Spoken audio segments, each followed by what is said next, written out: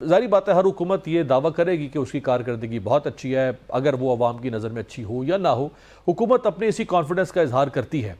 لیکن بعض اوقات اوور کانفیڈنٹ ہو جانے سے حکومت پھر الیکشن میں برے نتائج کا بھی سامنا کرنا پڑتا ہے۔ اس وقت واقعی آپ کی حکومت سمجھتی ہے کہ ہاں سب ٹھیک ہے، آل ویل، لوگ مطمئن ہیں؟ جی نہیں، دیکھیے حکومت تو کبھی نہیں سمجھے گی، اور عوام کی جو خدمت ہے وہ ایک مستقل عمل ہے، کہ ایک دن کیا یا ایک کوئی واقعہ نہیں ہے کہ آپ نے یہ حاصل کر لیا تو آپ کہیں گے کہ آپ نے خدمت مکمل کر لی، کیونکہ ہر روز تعلیم، صحت، امن و امان، معاشی جو استحکام ہے، وہ اس کے چیلنجز اٹھتے ہیں حکومتوں سے۔ لیکن یہ ہم ضرور کہہ سکتے ہیں کہ الحمدللہ آج سے کچھ عرصہ پہلے آ، کا جو عدم استحکام تھا، چاہے وہ معاشی تھا، چاہے وہ سیاسی تھا، الحمدللہ اس کو استحکام میں اس حکومت نے بدل دیا ہے۔ اور اگرچہ سب لوگ ضرور پاکستانی اس پر پریشان بھی ہیں کہ بھی قیمتیں کم نہیں ہوئیں، لیکن قیمتیں اب بڑھ نہیں رہی۔ ہم نے دیکھا کہ اس سال کے آغاز میں جو ہے سب سے بڑا ریلیف ابھی تک عوام کو ملا ہے، وہ آٹے کی قیمت میں ہے، وہ سبزیوں کی قیمت میں ہے، وہ فروٹ کی قیمت میں ہے، بہت ساری جو کچن آئٹمس تھیں ان کی صورت میں۔ اب دوسری طرف جو ہے وہ گھی اور چینی کی قیمتوں میں اضافہ بھی ہوا ہے، وہ بھی اپنی جگہ پر ہے، لیکن جو ایک ہیجان تھا پاکستان کی اکانومی میں وہ اب نہیں رہا۔ اور اسی لیے ہم نے دیکھا ابھی آج ہی میری نظر سے گزرا ہے کہ گیلپ نے جو سروے کیا ہے، پاکستان میں جو کاروباری برادری ہے انہوں نے یہ کہا ہے کہ جی اس وقت جو آ، استحکام ہے، بلکہ وہ ایک یوز کرتے ہیں، پوچھتے ہیں کہ جی کیا پاکستان درست سمت میں جا رہا ہے، وہ پچھلے 4 سال میں سب سے ہائیسٹ لیول پر آیا ہے، اور 61% کاروباری لوگوں نے کہا ہے کہ ان کے کاروباری حالات جو ہیں وہ بہتر ہیں یا بہت بہتر ہیں۔ اس کا مطلب یہ ہے کہ آج نہیں، لیکن آہستہ آہستہ یہ جو اعتماد ہے، جو کانفیڈنس ہے، وہ نئے روزگار کی صورت میں پاکستان کے جو نوجوان مرد و خواتین ہیں ان کو فائدہ پہنچائے گا۔ تو ابھی ہم نے ایک ایک منزل عبور کیا استحکام کی، ابھی جو گروتھ کی منزل ہے جی، اور خوشحالی کی منزل ہے اس کی طرف ہم بڑھ رہے ہیں۔ لیکن یہ بھی ذہن میں رکھیں کہ 1.5 سال بھی مکمل ہونے والا ہے حکومت کو، اور 3.5 سال باقی رہ جائے گے، اور پھر وہ آخری 6 ماہ تو آپ کو پتہ ہے ویسے ہی ہبڑ دبڑ ہوتی ہے، کام تو حکومتیں پھر کم کر پاتی ہے۔ ایک یہ سروے گیلپ اور ایک سائملٹینیس گیلپ سروے آپ بتا رہے ہیں جو کاروباری یا تجارتی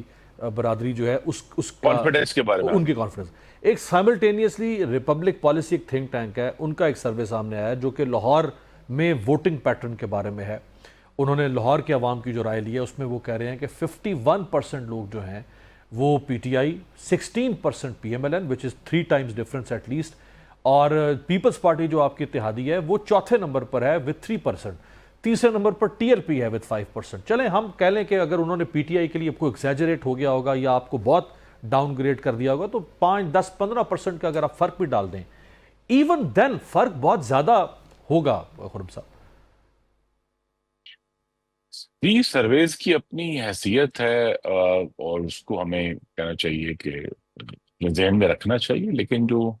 چیلنجز ہیں اگلے الیکشن تک، اگلا الیکشن 2029 میں متوقع ہے، اب اس میں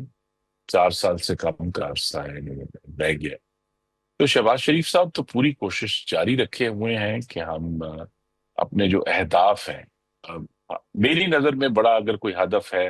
تو ایک ہی ہدف ہو سکتا ہے کہ کیا نوجوان مرد و خواتین کے لیے وافر اور بہتر معیار کا روزگار پیدا ہو رہا ہے یا نہیں۔ اور یہ تبھی ممکن ہے کہ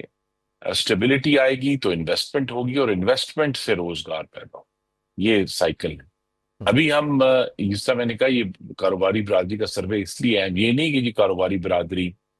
سب سے اہم ہے پاکستان کی، لیکن انہوں نے یہ فیصلہ کرنا ہے آج کی بنیاد پہ کہ کیا وہ آئندہ آنے والے سالوں میں نئی دکانیں کھولیں گے، نئی فیکٹریاں لگائیں گے، نئی انویسٹمنٹس کریں گے مختلف سیکٹرز میں، تو وہاں ہمیں جو ہے وہ اچھی خبریں وہاں سے آ رہی ہیں۔ اور اگر یہ شہباز صاحب اپنی جو ان کی اکنامک ٹیم ہے اس کے ذریعے اس بات کو پاکستان میں پاکستان کے لوگوں تک پہنچا دیتے ہیں کہ جی اب یہاں